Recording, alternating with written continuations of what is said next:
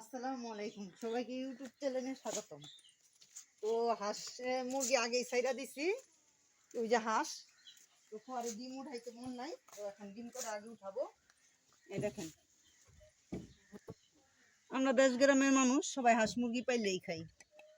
তো 5টা ডিম পারছে,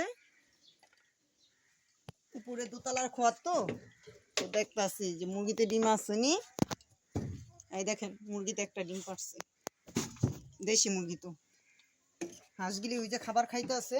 তো হাঁস 6টা, 3টা ওই নামাবাড়ি গেছে গা চায়না হাঁস। ঘরের থেকে বাই করছি, তো ধুইয়া পরিষ্কার করে নিব। এখানে পরিষ্কার না করলে ডিম ফ্রিজে রাখা যাবে না, কারণ এইটা একটা রোগ জীবাণু থাকে। তাই সুন্দর করে পরিষ্কার করে ডিমগুলি ধুইয়া নিতে আসছি।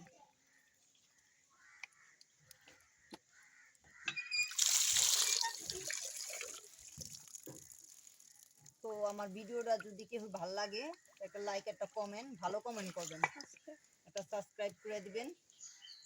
তো আমরা দেশ গ্রামে সবাই বড় লোক না, গ্রাম অঞ্চলে সবাই আমরা হাঁস মুরগি পাইলে যে ডিম পারে এই অনেক পুষ্টিকর দেশি হাঁস মুরগি, এই ডিমই আমরা সবাই খাবো। রেখা দিই ডিমগুলি, গরমের দিন, গরমে ডিম নষ্ট হয়ে যাওয়ার সম্ভাবনা থাকে,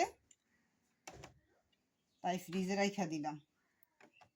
তো আজকের মতন আমার ডিমের হাঁস মুরগির ভিডিওর ডিম শেষ এখানেই।